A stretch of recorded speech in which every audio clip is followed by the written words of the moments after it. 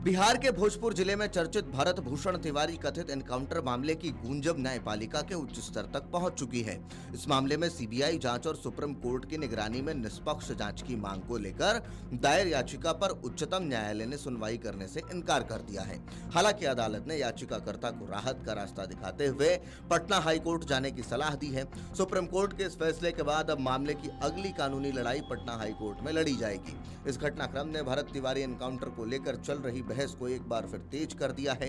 याचिकाकर्ता की ओर से पैरवी कर रहे अधिवक्ता नरेंद्र मिश्रा ने बताया कि उन्होंने सबसे पहले सुप्रीम कोर्ट से इस मामले का स्वतः संज्ञान लेने का अनुरोध किया था। उनका कहना है कि भरत भूषण तिवारी के कथित एनकाउंटर की निष्पक्ष जांच बेहद जरूरी है, क्योंकि मामला केवल एक व्यक्ति की मौत का नहीं बल्कि कानून के शासन और पुलिस कार्रवाई की पारदर्शिता से जुड़ा हुआ है। नरेंद्र मिश्रा के अनुसार स्वतः संज्ञान की मांग के बाद उन्हें भारत के मुख्य न्यायाधीश यानी सीजेआई के कार्यालय से नियमित रीट याचिका दायर करने की सलाह दी गई थी। उसी निर्देश का पालन करते हुए उन्होंने सुप्रीम कोर्ट में याचिका दाखिल की, लेकिन सुनवाई के दौरान शीर्ष अदालत ने मामले को सुनने से इनकार करते हुए कहा कि याचिकाकर्ता पहले संबंधित क्षेत्राधिकार वाली अदालत यानी पटना हाईकोर्ट का रुख करें। सुप्रीम कोर्ट के इस आदेश के बाद अधिवक्ता नरेंद्र मिश्रा ने कहा कि वे अदालत के निर्देश का सम्मान करते हैं और अब जल्द ही पटना हाईकोर्ट में याचिका दायर करेंगे। उनका कहना है कि न्याय की लड़ाई जारी रहेगी और वे कानूनी प्रक्रिया के तहत सभी उपलब्ध विकल्पों का इस्तेमाल करेंगे।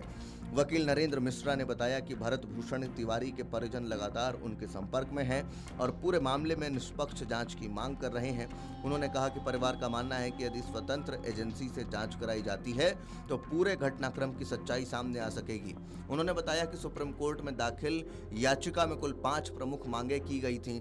इनमें सबसे महत्वपूर्ण मांग यह थी कि पूरे मामले की जांच सुप्रीम कोर्ट के किसी वर्तमान न्यायाधीश की निगरानी में गठित एक स्वतंत्र समिति से कराई जाए। याचिकाकर्ता का तर्क था कि राज्य स्तर पर होने वाली जांच पर निष्पक्षता को लेकर सवाल उठ सकते हैं, इसलिए स्वतंत्र निगरानी आवश्यक है। याचिका में यह भी कहा गया कि कथित एनकाउंटर जैसे मामले में केवल निचले स्तर के पुलिसकर्मियों की भूमिका की जांच पर्याप्त नहीं होती। अधिवक्ता नरेंद्र मिश्रा का कहना है कि किसी भी पुलिस एनकाउंटर की कार्रवाई बिना वरिष्ठ अधिकारियों की जानकारी और स्वीकृति के संभव नहीं होती। ऐसे में यदि किसी मुठभेड़ पर सवाल उठ रहे हैं तो संबंधित उच्च अधिकारियों की भूमिका की भी निष्पक्ष जांच होनी चाहिए। उन्होंने आरोप लगाया कि इस मामले में कई एफआईआर दर्ज की जा चुकी हैं और बड़ी संख्या में लोगों के खिलाफ कार्रवाई भी हो रही है। ऐसे माहौल में प्रभावित पक्ष की आवाज उठाने वाले लोग लगातार दबाव महसूस कर रहे हैं, इसलिए निष्पक्ष जांच सुनिश्चित करना न्याय व्यवस्था की जिम्मेदारी है। अधिवक्ता ने यह भी कहा कि पिछले करीब 70 दिनों के दौरान बिहार के कई चर्चित पुलिस एनकाउंटर हुए। उनका कहना है कि यदि इन सभी मामलों का समग्र रूप से अध्ययन किया जाए तो पुलिस कार्रवाई के तौर तरीकों और जांच प्रक्रिया पर भी महत्वपूर्ण सवाल खड़े हो सकते हैं। उन्होंने संकेत दिया कि पटना हाईकोर्ट में याचिका दायर करते समय ऐसे मामलों की सूची भी अदालत के समक्ष प्रस्तुत की जाएगी। नरेंद्र मिश्रा ने सुप्रीम कोर्ट के पूर्व फैसलों का हवाला देते हुए कहा कि भारतीय कानून किसी भी एजेंसी को फर्जी एनकाउंटर की अनुमति नहीं देता। यदि किसी पुलिस मुठभेड़ पर संदेह की स्थिति बनती है तो उसकी स्वतंत्र और निष्पक्ष जांच कराना कानून का अनिवार्य हिस्सा है।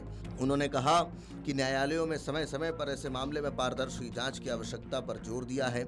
उन्होंने यह भी आरोप लगाया कि यदि किसी पुलिस कार्रवाई के बाद में गलत या फर्जी माना जाता है तो केवल जांच करना पर्याप्त नहीं होना चाहिए। संबंधित अधिकारियों और जिम्मेदार लोगों के खिलाफ हत्या सहित अन्य गंभीर धाराओं में आपराधिक मामला दर्ज कर कानूनी कार्रवाई भी होनी चाहिए। उनका कहना है कि जवाबदेही तय किए बिना न्याय की प्रक्रिया पूरी नहीं मानी जा सकती।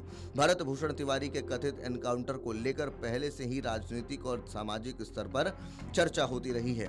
परिजन लगातार दावा करते हैं कि पूरे मामले की स्वतंत्र जांच होनी चाहिए, जबकि पुलिस अपनी कार्रवाई को कानून सम्मत बताती रही है। ऐसे में अब सुप्रीम कोर्ट द्वारा पटना हाईकोर्ट जाने की सलाह दिए जाने के बाद इस मामले का कानूनी केंद्र बदल गया है। कानूनी विशेषज्ञों का मानना है कि पटना हाईकोर्ट में याचिका दायर होने के बाद अदालत सबसे पहले यह तय करेगी कि मामले में किस प्रकार की जांच आवश्यक है और क्या स्वतंत्र एजेंसी से जांच कराने की जरूरत बनती है। यदि हाईकोर्ट याचिका स्वीकार करता है तो मामले में नई जांच या अन्य महत्वपूर्ण निर्देश भी जारी किए जा सकते हैं। फिलहाल सुप्रीम कोर्ट ने मामले के गुण दोष पर कोई टिप्पणी नहीं की है और केवल याचिकाकर्ता को उचित न्यायिक मंच पर जाने की सलाह दी है।